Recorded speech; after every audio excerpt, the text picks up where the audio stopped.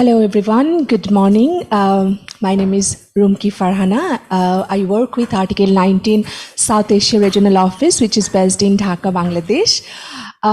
It's an honor to welcome all of you who are joining us online and in person here to our discussion for the next hour on malicious convergence, addressing emerging trends of gendered hate speech in South Asia. The session will be conducted in hybrid mode, and I'll be moderating the session on site for you who are present here. A group of panelists are joining us virtually. We also have an online moderator, Shmyla Khan, who is the Director Research and Policy working for Digital Rights Foundation. I do welcome my colleagues who have joined us online, and would like to request Shmyla Khan to carry on. Shmyla, over to you. Thank you, Rumky. And I don't know exactly what time it is, but good morning, good afternoon to everyone in the room. I'm just going to quickly introduce the purpose of the session and the format. So this session was actually sort of brought together by three organizations, Hashtag Generation, Digital Rights Foundation, and Point of View India. And it all came together when Rumky also agreed to co-facilitate with us. So with Article 19 also bringing in context from Bangladesh.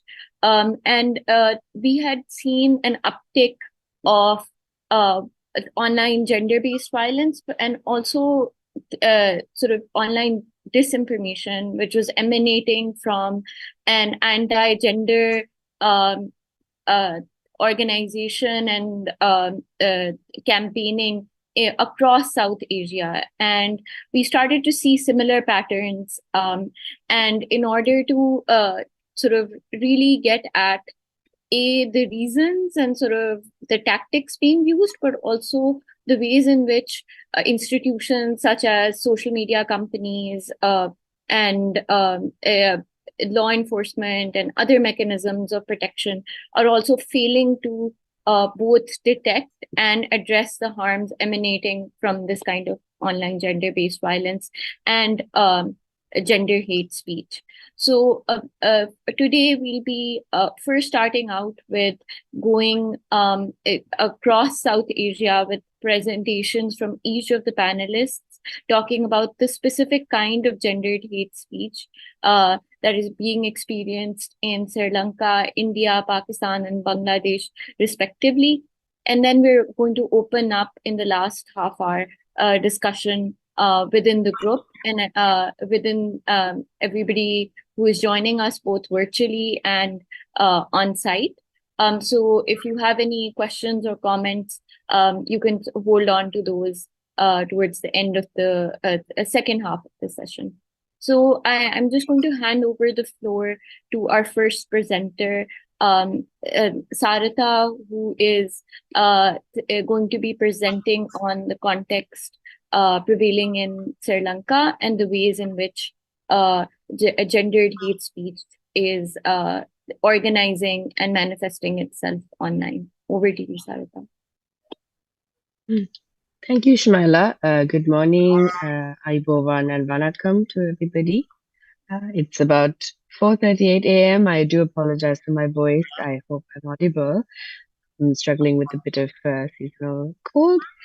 So I'm Saritha. I'm the Programs and Research Lead at in Hashtag Generation in Sri Lanka. So just to set the scene, Hashtag does what we call social media monitoring and analysis as part of our day-to-day operation. And something we found, particularly in this year, was the manifestation of a very organized and concerted wave of harassment, hate speech, and particularly disinformation against LGBTIQ+ people and women. Obviously, nothing new, but we felt that this was particularly of notice to us, which is also why we approached, POV and DRF to really see if there were parallels happening across the region. So in Sri Lanka, according to latest research, 1 in 4 people know a friend who experienced sexual of a sexual nature. But some reports also say that it could be as high as 62%, particularly when including queer, trans, gender, and fluid people. Now, obviously, we also have a lot of manifest issues with access to technology and digital literacy in Sri Lanka. There's a vast gender gap in access to technological devices and infrastructure. There's also a big gender gap in who is able to safely navigate the internet and digital spaces. And for queer and trans people, as is the case in a lot of South Asia, um, while Sri Lanka is very behind on legislation and sort of legitimizing these identities, I think particularly the internet has become a bit of a safe space for self-expression, despite facing exacerbated risk and exposure of harassment as well. So we to set the scene, I think after last year, after the 2022 anti-government protests in Sri Lanka, I think a key part of that was the mass mobilization of protesters, particularly using social media, the social media space. This meant that in what we call the post-protest period that we are living in right now, the surveillance over the digital space has also increased exponentially. There's been a lot of renewed interest in legislating around the digital space, particularly there's been rumors of a fake news bill. We have a cybersecurity bill that's been drafted right now. We passed the data protection bill sometime late last year.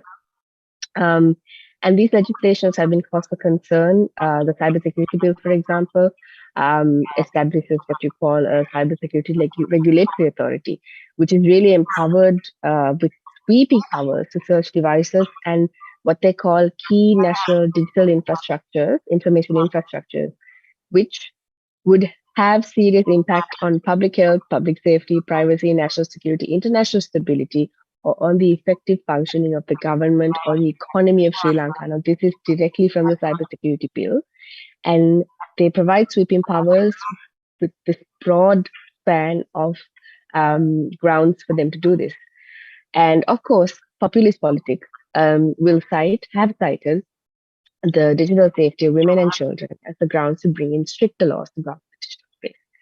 So, in the middle of all of this, we had a private members bill that was proposed in August of 2020 to repeal sections 365 and 365A of the Penal Code, which are used to criminalize homosexuality, to arrest, detain, torture, like sexually harass queer and trans people in this country. When this bill was proposed, there was a lot of resistance from nationalist political actors. But what we saw, particularly on the digital space, was the resurgence of nationalist actors who had gone underground in 2022. A lot of pages, new pages and groups set up explicitly anti-LGBT, with explicitly anti-LGBTIQ plus messaging and titles. I'm very sorry I can't show my presentation. There was an issue with the portal.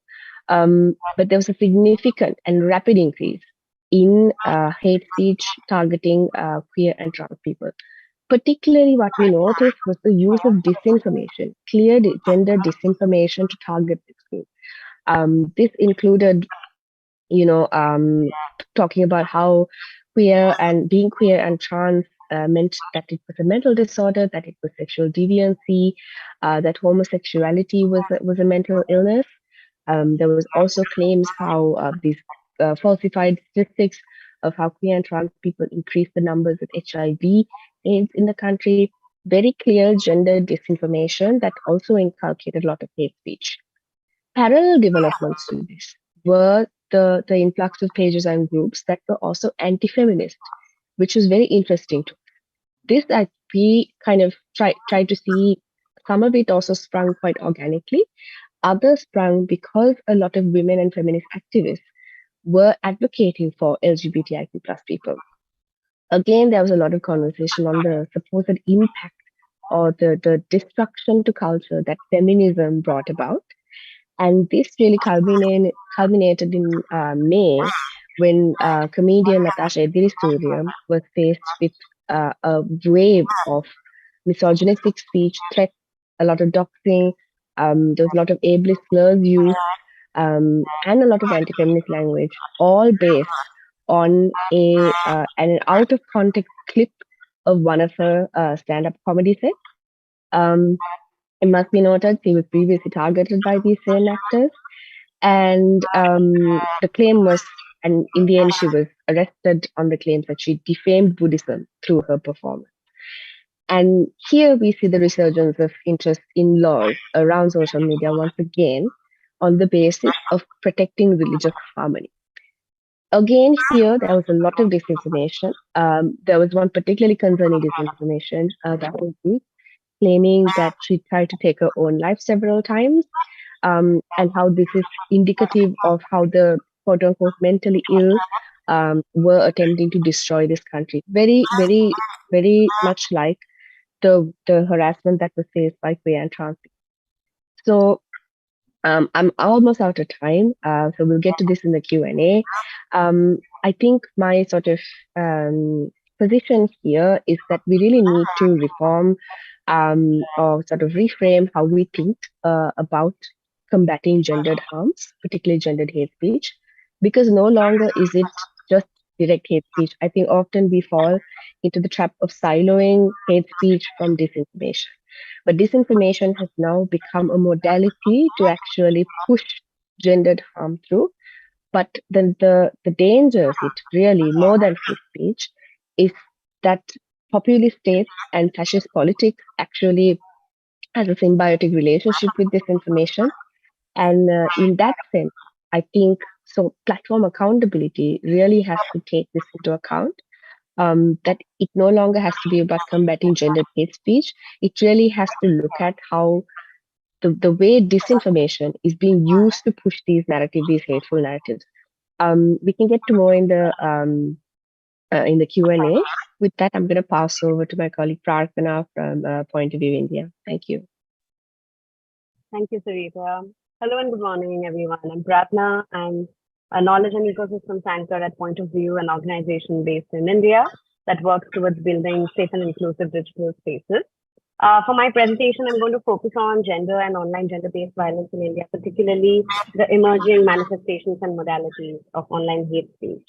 I'd like to begin by acknowledging that this is 2023 and all eyes are on of big tech are on a lot of South Asian countries, India in particular, with its 700 million active internet users, generating a revenue of about $175 billion in 2022, expected to shoot up to $1 trillion by 2030.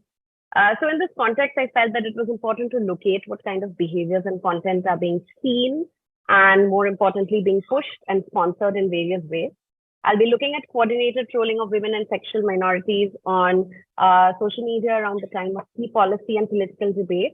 Also look at the use of tech-facilitated disinformation, like my colleague Saritha, that was used to fuel discord and misogyny, and talk a bit about content moderation and recommendation systems on these platforms and how they too amplify anti-feminist rhetoric, right? So I'm going to share 4 case stories from the last 2 years to validate what my fellow panelists are also mapping in their respective countries. That is the connections between the larger men's rights project and the lack of political will to address these problems, and also try and flag the gap in platform accountability and legislative framework. So in keeping with the trends in the global manosphere, some key flashpoints for new regressive patterns of hate speech in India that I've noticed were during the marital rape and the marriage equality hearings. When the Delhi High Court was hearing a bunch of petitions seeking to criminalize marital rape in 2022, it had triggered a lot of MRA activity on social media from organizations posing under benign titles like Save India Family Foundation. Trolls were attacking feminist activists, lawyers, allies heavily at the time. This despite the fact that crimes against women had grown by over 15% in 2021, particularly domestic violence. A recent study conducted by the Michigan University also found that this action on Twitter around the marital rape case began before the actual court deliberation, suggesting that the goal, and I quote here, is to influence public opinion around it prior to the judgment, end quote. The same patterns repeated this year when the Supreme Court was hearing petitions on marriage equality. It is worth noting that the state thinks that this matter should be legislated by the parliament rather than decided by the court. So without the political will, marriage equality failed also to pass muster. And what was really interesting is that around the same time, online smear campaigns from Twitter users sharing very identical posts, further amplified by the recommendation algorithms, of course, began claiming that a positive verdict in this case would negatively impact the family ecosystem. It's not a part of Indian culture, but rather a Western concept. And when the Chief Justice said that, very historically said that the gender should not be defined in an absolute sense in today's world, in the course of this hearing, he too became the subject of intense trolling. Another instance very recently saw the use of fake news to weaponize rape in Manipur's ongoing civil war. In a state where mob-led gun violence is underway and the internet has been shut down, and this is a very important point to note, as India is the world's biggest internet shutdown offender. So in a state with no internet for over 100 days and counting, hard copy prints of screenshots depicting sexual violence against women falsely purported to be Meitei women had been circulated early May to stoke heinous crimes of revenge against Kuki women. And I will end with an incident which those of us in the gender rights space witnessed back in 2021 when one of us, a trans lawyer, prominent trans lawyer and activist, was relentlessly trolled online for contributing to the implementation of the center's new education policy, gatekeeping and excluding LGBTQ voices and experiences from mainstream spaces like higher education institutions or medical education or STEM education is nothing new. It continues even to this day. But the fact that trans activists cannot occupy space on the internet without anonymity should really make us question who has the privilege of visibility, who gets to loiter on digital spaces and express themselves freely, and why is only a certain conception of transness that conforms to the normative idea of what a trans person should look like or professionally be doing be allowed safe passage, while others are objectified and dehumanized to no end. So coordinated gendered hate speech intersecting with ethno-nationalist agendas such as these incidents that I just referred to are often fueled by gaps in legislative legal frameworks. We'll get to that in the Q&A when I'm hoping for more reflections from my esteemed guests on the experiences and insights from their respective contexts as well. But really what emboldens such behavior patterns, and this is something I wanted to highlight, is the lack of basic punitive action. And if we were to take a recent example, the men accused of staging virtual auctions for prominent Muslim women on the Sulli Deals GitHub page and the Bully by app are all out on bail, despite there being prima facie evidence against them. And then, of course, there's a recommendation algorithm on social media platforms, also working to favor or amplify or push the posts that tend to receive more engagement on these platforms, also bringing to question how content moderation policies deployed by these tech companies work. I'll end here, but I'm hoping to hear more reflections from you all before passing on the mic to Seerat Khan from Digital Rights Foundation Pakistan to share some insights from her practice and experience. Thank you. Thank you so much, Prarthana and Saritha, for the wonderful presentation. I hope I'm audible. My name is Seerat Khan. I'm from Digital Rights Foundation, and I'm going to be sharing about Pakistan and the gendered hate speech that we've been witnessing in Pakistan over the last couple of months that has just accelerated a lot. So just to start off with giving some context, Pakistan ranks as not free in the Freedom of House report on freedom of the net, and we rank as 26 out of 100 countries, in which we see how the report focuses on obstacles to access to the internet, limits on the content and violations of the users on the internet. Pakistan has a wide variety of problems related to the internet around internet shutdowns, data privacy, and an increasing trend in gendered hate speech. Women experiences and gendered minorities experiences on the internet are very different from the men in the country, and they are usually subjected to self-censoring themselves online most of the times. And it is important to highlight that women and marginalized communities, particularly sexual minorities in the country, resort to self-censorship in terms of the pictures and videos that they're sharing, in terms of the actual lived experiences that they have in their country. And it doesn't matter if a picture is explicit or not, or if there is, or if a video is explicit or not. If, for instance, a picture is being used without anybody's consent, then it can be a problem for women and gender minorities in the country. Uh, BRF is an organization. We have a cyber harassment helpline which we launched back in December 2016, and we receive a range of cases from across Pakistan around online harassment. We provide three basic services, which are legal assistance, digital security assistance, and psychosocial well-being to the complainants who reach out to us. And since December 2016, the helpline has received around 14,376 cases. 59% of these cases have been from women. And it is, I just want to highlight that this is a helpline that a non-profit organization in the country has started. We have limited resources, but despite that, we have seen the increasing number of cases that around cyber harassment that we've been getting throughout the years.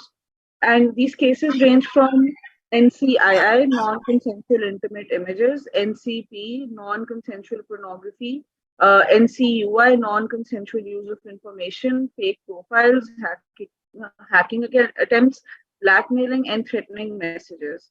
The helpline has also received a considerable number of cases from the transgender community, and in 2022 alone, the helpline received around 58.6% of cases from women, and the transgender community in 2022, we had around 1% approximately complainants who reached out to us. But I just want to highlight that the figures that I've mentioned earlier do not represent the actual impact of online harassment in the country. Again, as I mentioned, that we are a non-profit organization and we have limited resources. Most people do not know that we are available as a resource to them.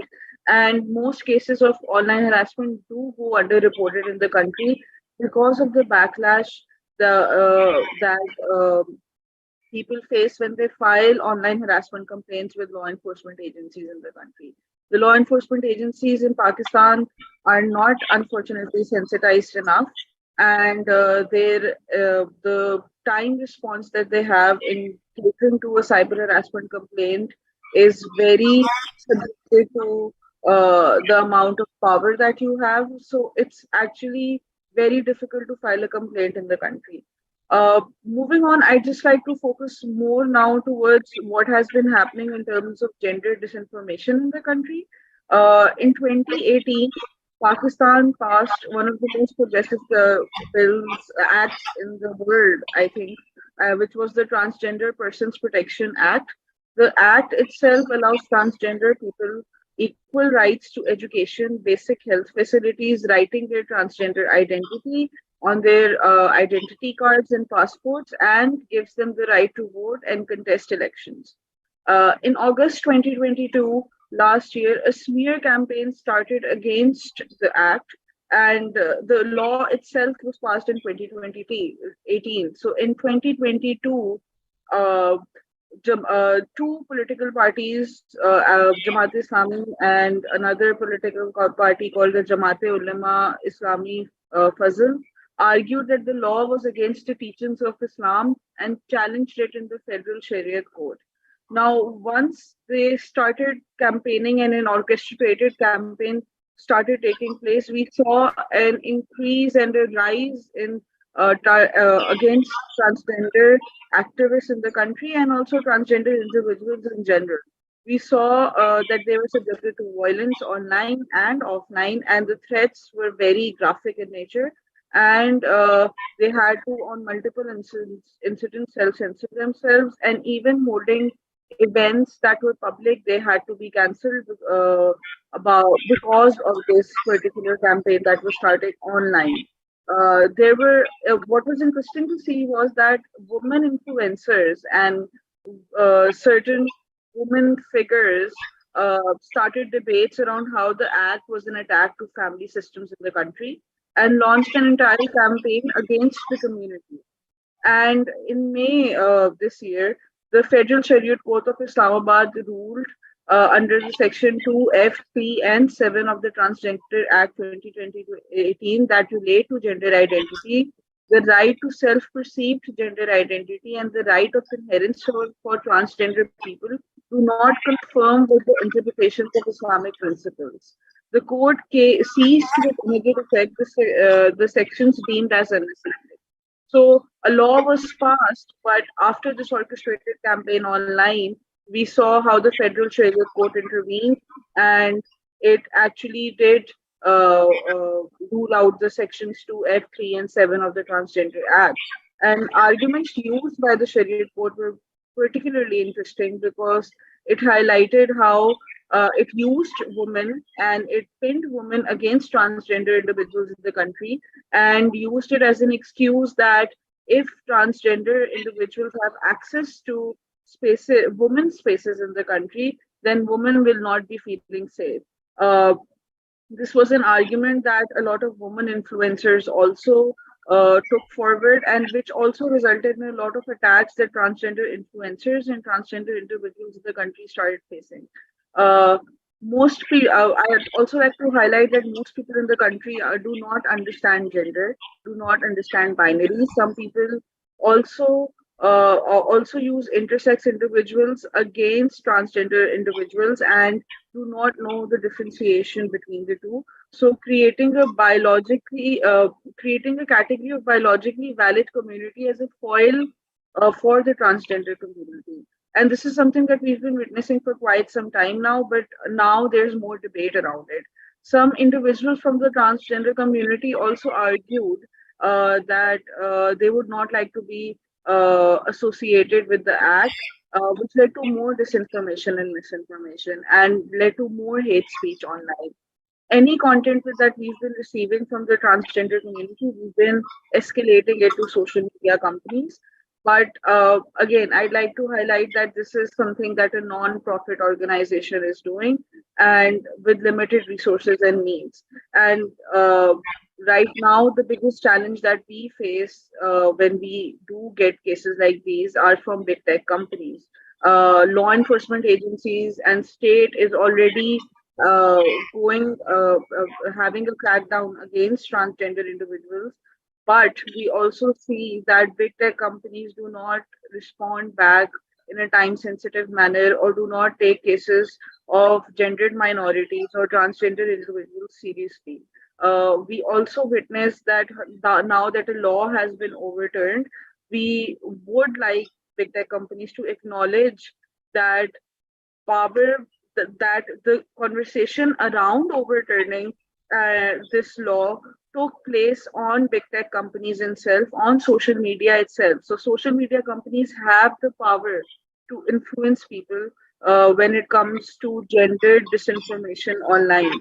And we do see that with AI and algorithms being, and because the overall theme of APrIGF this year is emerging technologies, and this is something that I've also highlighted in a couple of other sessions, that emerging technologies is great, but something that we really need to revisit of how we're going to see it in the Asia Pacific, because of the fact that algorithms and AI can also be used against certain genders, and we can't rule that out at all at this point. I think I'd give the floor to Rumky because I would be happy to answer all the other questions in the Q&A. Thank you. Thank you, Seerat. Whatever I'll be saying, that will be a reflection from Article 19. Article 19 works for freedom of expression, right to information very broadly, but we do focus very specifically on particular themes that goes for protection, that goes for ensuring accountability, transparency, media freedom, combating hate speech, sexual diversity, ensuring human rights, equal rights for diversified people who belongs to other identities, sexual identities other than men, women, and we work on digital security, digital safety, ensuring civic space, civic rights, and many more. So coming to the point of gendered hate speech in South Asia, particularly in Bangladesh, I'll start sharing with you about the legal framework that does exist in Bangladesh.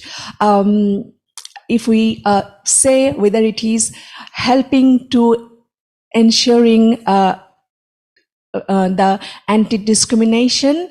Yes, but it's no as well. So there is one strong Anti-Discrimination Act in Bangladesh, as per the Constitution, Bangladesh Constitution, Article 28. It says that the state shall not discriminate against any citizen on grounds only of religion, race, caste, sex, or places of birth.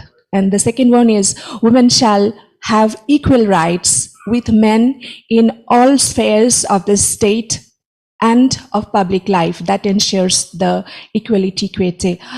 There is another High Court writ that says that issued a guideline to prevent sexual harassment of women and children in all governmental and non-governmental institutions of the country, including educational institutes. And it says that there shall be a committee that will be report where any women, children, they will be reporting.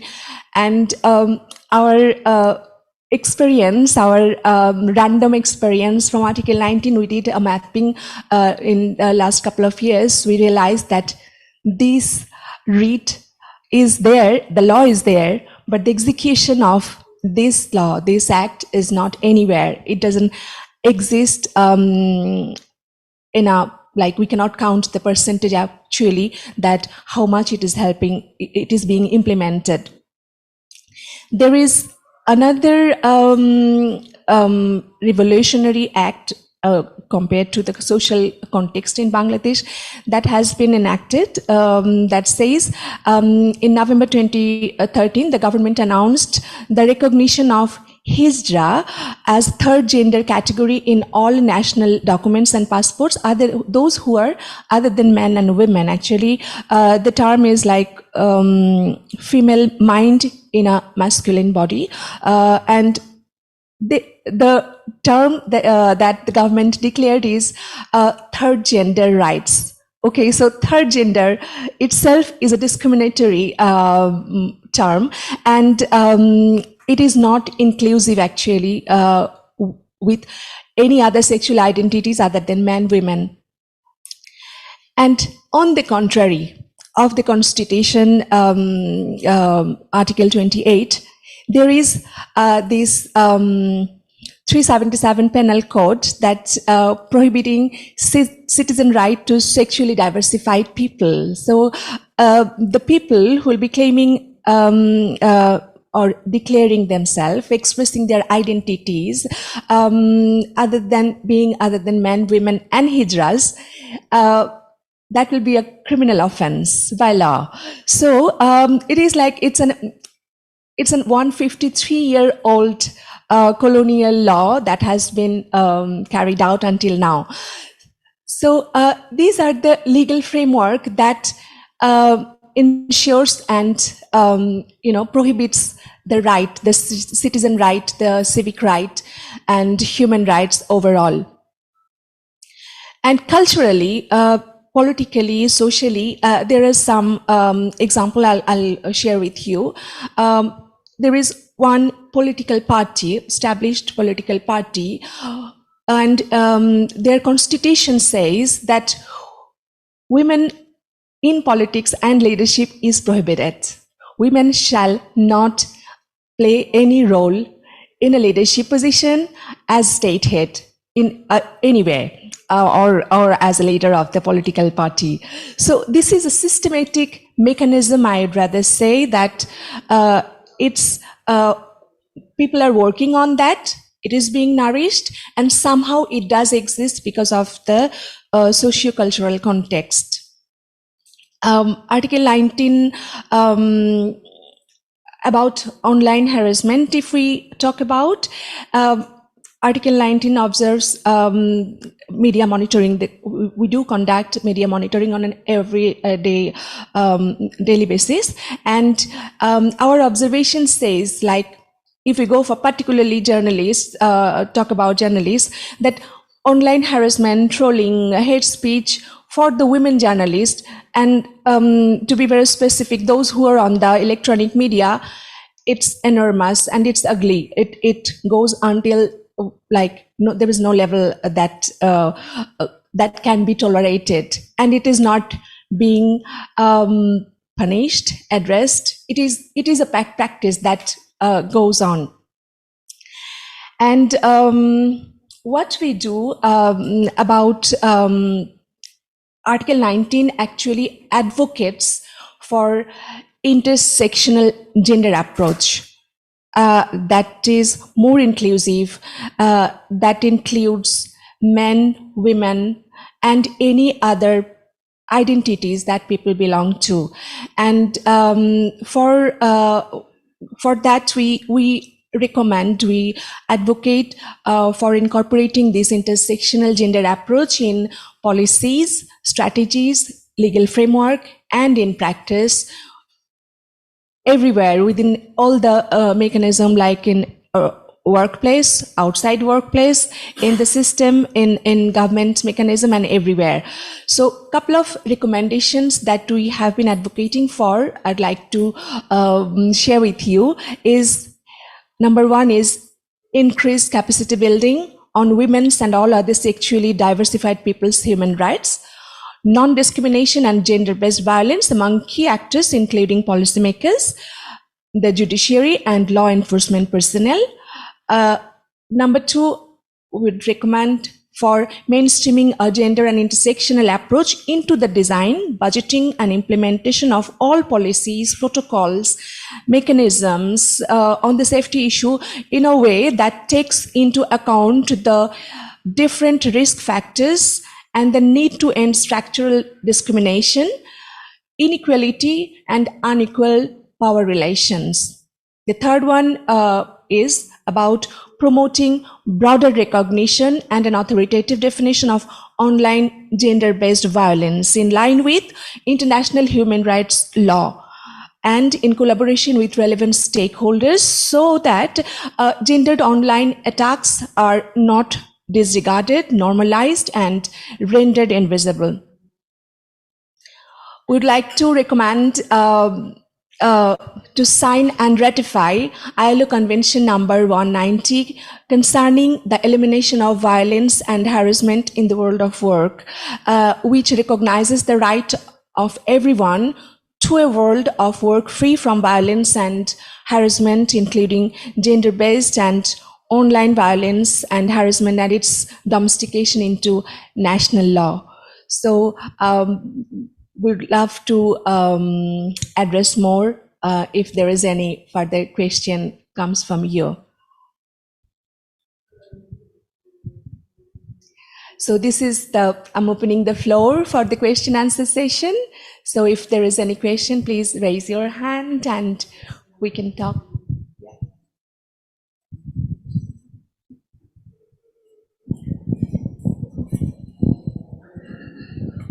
Okay, hello, thank you. This is very great opportunity to participate in as a, questionnaire. Yeah, my name is Kyungmyo, working at Open Korea as a researcher. I want to emphasize that I'm also a feminist, and I just want to share the South Korea situation related with the session's topic. Yeah, gender disinformation has happened in South Korea either, and it has been very serious social problem. Yeah, I can take two different cases. One is the gender disinformation for current First Lady Gunny Kim. Actually, there was a rumor that she was a high-class call girl called Julie, dealing with male politicians.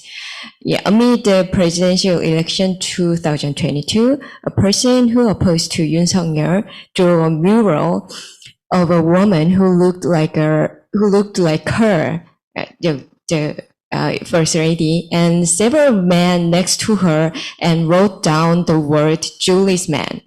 It was criticized her for not qualifying as First Lady based on sexual purity. I agree with the claim that she doesn't deserve to be a First Lady. However, it was not because of her sexual purity, but because of her suspicion of stock price manipulation.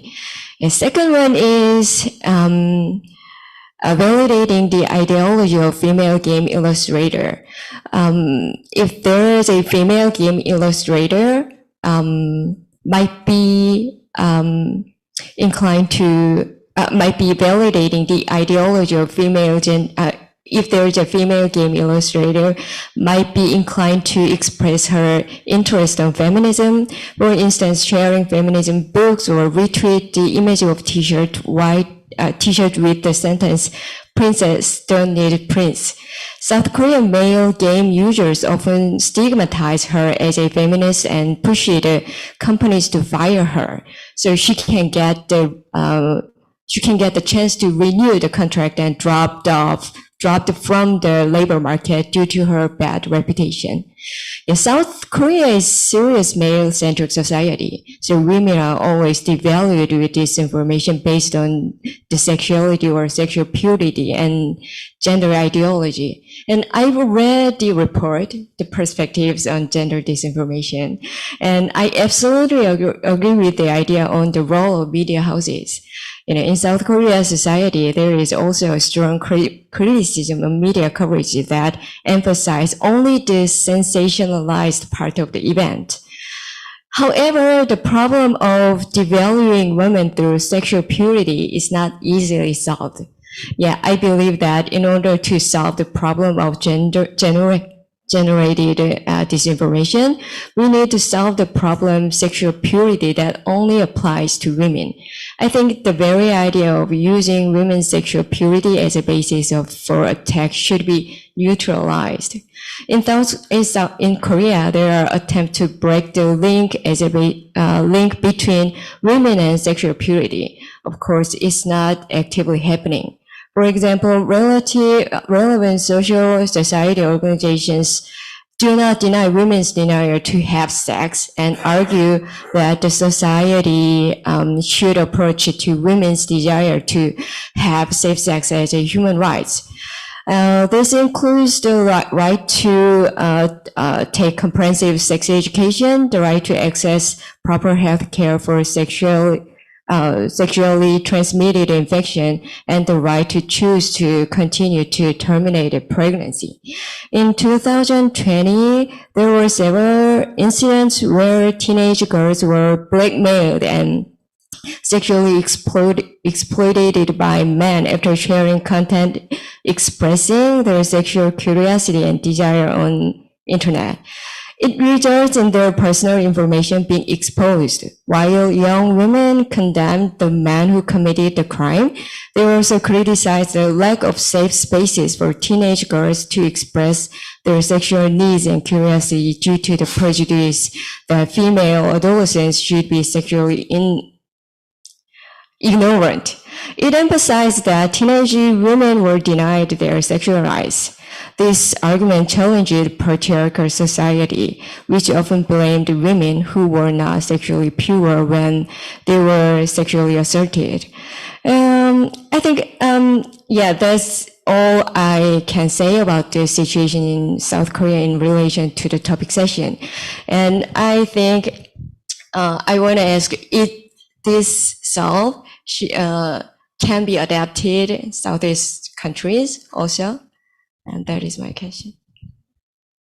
Are you asking it to someone specific? You want it from any representative? Okay. So I'll be asking on the board if anyone is willing to take the question. Seerat or Saritha, Prarthana, do you want to address it or? Sorry, could the question be repeated? Could you please repeat the question? Yeah, actually, to neutralize the sexual purity of women. Yeah, actually in South Korea, it happened already, and that is not actively, but yeah, some activists think that is core solution. So I wonder, is it adaptable to Southeast country? Because, those countries are more conservative or more patriarchal. Yes. Before I throw it out to the panel, I would like to say that it is adaptable and a legal mechanism is very much important to establish practice.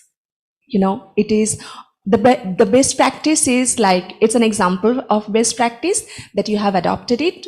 It will take time maybe for having the implementation, but if we can adopt it, yes, that will be another leading way. Yes, over to you if anyone wants to add anything. I think I can just speak from Pakistan's experience. There is, I think I do understand your question, but I do think South Asian countries, and again, just speaking from experience, that they are more conservative in nature, so it's very difficult sometimes to adapt to a lot of mechanisms that work in the Southeast Asian side. And I do think the context is very, very different because we are more there's more patriarchy. It's embedded in the systems that we use. It's embedded in the state in itself, and not just for gendered minorities, against women, against anybody who does not follow the stereotypical gendered stereotypes that we have in the country. So I do think there is a lot of structural issues that need to be addressed in the country first, and this is from the state level and from an individual level as well. And then we can move on to a lot of other things. Right now, honestly, the biggest challenge that we face is wearing the clothes that we want to wear, going out and having access to public spaces. That's honestly, there is a problem around that also. Like, women cannot use public spaces as well as men do in the country, and that's also a problem. And we see that being replicated in online spaces. So I think there's a lot of work that needs to be done, at least in Pakistan. That's what I can say. Yeah. Thank you. Anyone have any other question? I think there is. Yeah, and also just a note, there are 2 hands up in the Zoom room. Okay, yeah. So,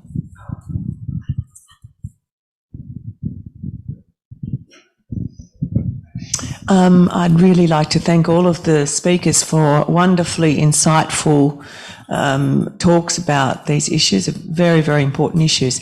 My perspective is slightly different. In Australia, we are about to have a referendum to give our Indigenous people the right to have more of a say in policies that affect them. And as a result of that, there has been terrible hate speech based on racism to many, many Indigenous people. And I just wondered what the speakers' views were. Do you think that racist hate speech and information has exactly the same potential solutions as the gender-based and the transsexuals-based discrimination that you've talked about, or are there other elements as well that come into racist hate speech? Again, before throwing it to the panel, I would like to say, to establish any legal mechanism, we all do have shared responsibilities. Like the High Court writ I shared with you about Bangladesh, there is this mechanism, but it is not being practiced. Particularly if I talk about the media houses, we have examples, case studies about these, starting from protesting to execution of this High Court writ. It doesn't exist. There is no committee. And if we go back, there is example that when someone raises their voice or protest against any sort of sexual harassment, we have our experience that she lost her job. For years, she didn't get any job in any media houses. Article 19 took initiative to train her and provide her job, and she's now well established. That's another thing. But she had to go through a tough time. you know. So this is how what I wanted to say, that is shared responsibility of every actors. When I'm not being able to avail my right, I need to raise my voice, I need to record it, I need to report it, do the documentation, monitoring, and follow it up. And continuously we need to raise our voice to establish at least what we do avail from the Rumky, I'm so protection. sorry. Given the limited time, I'd really like to take that question. Please, Given that hashtag does a lot of social media listening on both ethno-nationalist hate speech and gendered hate speech, right?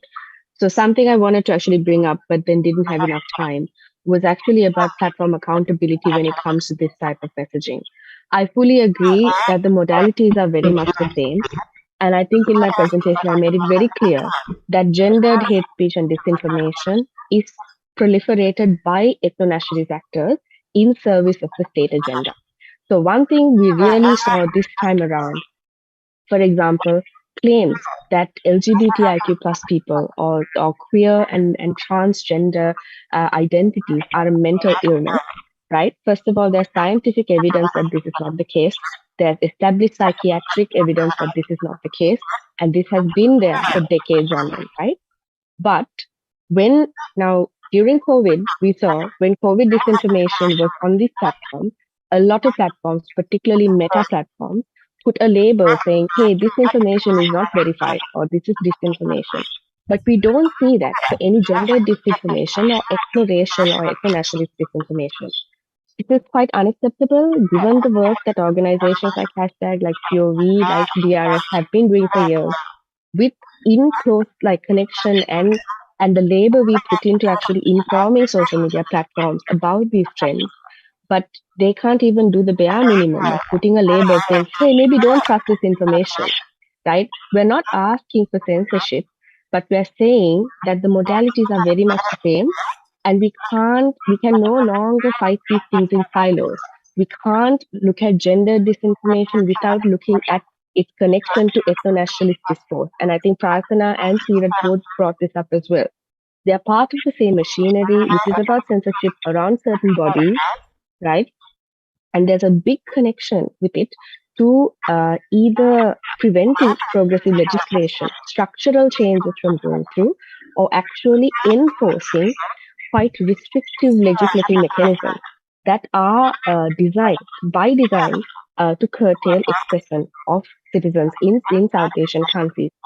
So absolutely. And I think the solutions can no longer be, oh, we address ethno-nationalist hate speech one way, but we do it differently for gendered disinformation. No, we really need to look at the intersecting connections between the two and address it more holistically.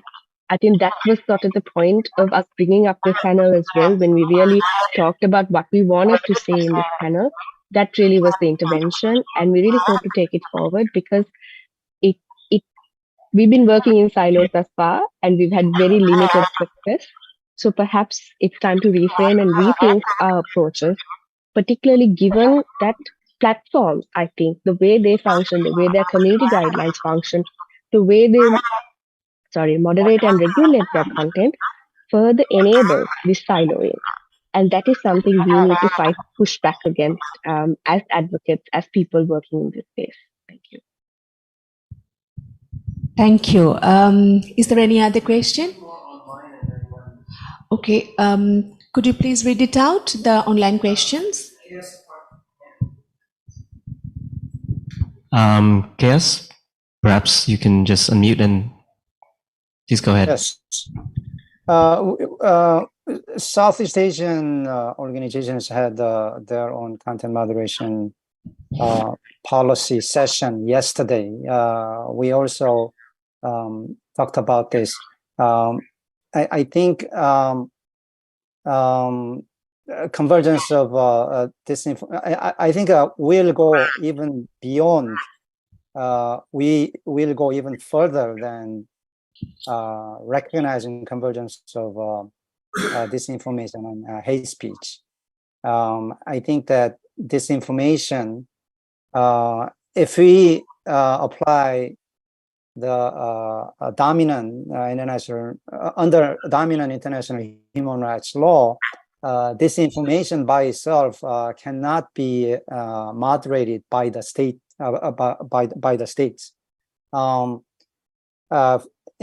news crimes have been roundly criticized by international human rights communities so far.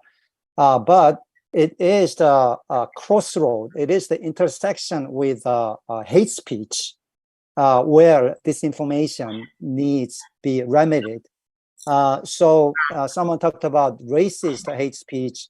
Someone talked about and this session is about gendered hate speech. It is where disinformation meets hate speech, where we need our work, our non-siloing opening up of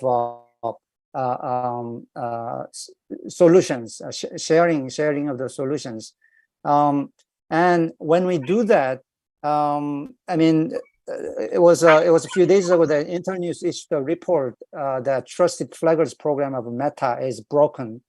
I think, I mean, it's my guess. One of the non-responsiveness, one of the reasons for non-responsiveness of the platform is the siloing of the categories. When something comes in, they try to check the boxes on this information, and then when they see one box non-checked for well, I don't know, a likelihood of harm, they say, oh, okay, this is not this information, and then they look at the they compare it to the checklist for hate speech, and then they cannot complete all the boxes. Then okay, it's not it's not hate speech requiring moderation. You should not do that. The platforms don't have to work like a government. They don't have to emulate government. Platforms can go beyond that. Platforms are not parties to international human rights law that are in many ways protective of free speech too much. The platforms can go beyond that and try to make a safe space for their users. And I think that's where we need to strike, so to speak. And if we just focus our efforts on 100% harm-based principle, instead of trying to cut up the harmful speech space into different categories like the governments do, we can achieve more. Thank you. I'll stop there. If I can just jump in here, Rumky. Thank you, Professor Park. Very glad to have you here, of course. I completely agree with you. We need a trauma-informed redressal mechanism, which is just not banking on legal frameworks or law enforcement frameworks, because these are known to fail a lot of the times in terms of ensuring justice, mainly restorative justice for survivors of gendered hate speech violence, which have often spilled over into offline harm and bodily harm as well, right, in many cases. And I'm glad that you brought up content moderation as well, because a recent study, and this is something I really wanted to highlight when I thought I was running a little over time in my presentation, was that a recent media investigation of how call centers and human moderators, like we always say, right, we tend to think that moderation is automated, but there is a human intervention element to it as well. But the way it has been gamified and made a competitive environment, so, the way call centers work in India is that, a single human moderator reviews close to 6,000 posts that are reported every day in a single day, which is absurd. It does not give you enough time. It gives you around 4 seconds to review complaints. And which is why, when you tend to get on that spree of reporting complaint after complaint, and you get back, the same sort of run-of-the-mill response, it's due to this reason as well.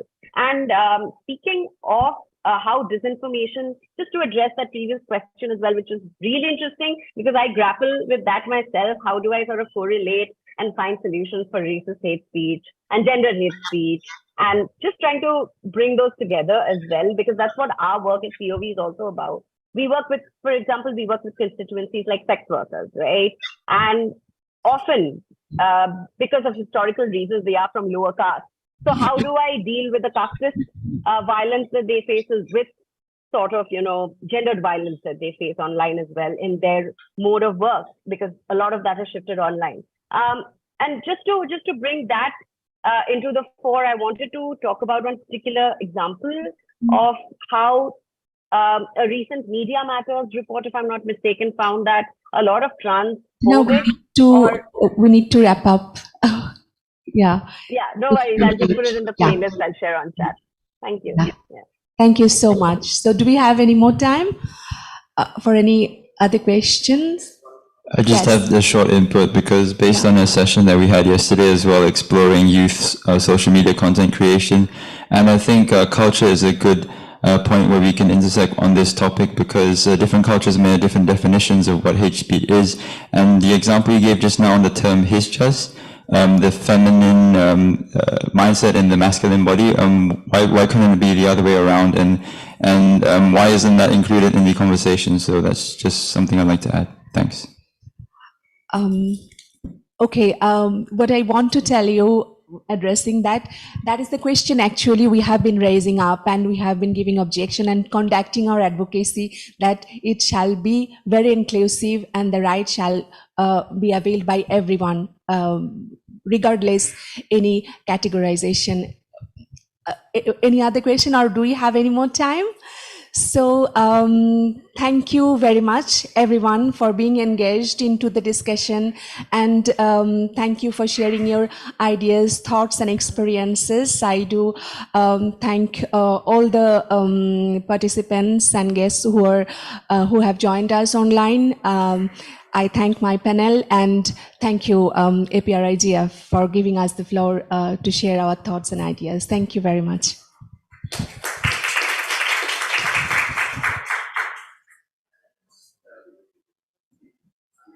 The next session in this room is going to happen in 5 minutes. It's going to be G20 in India and digital inclusion, the impact of shutdowns. See you, everyone.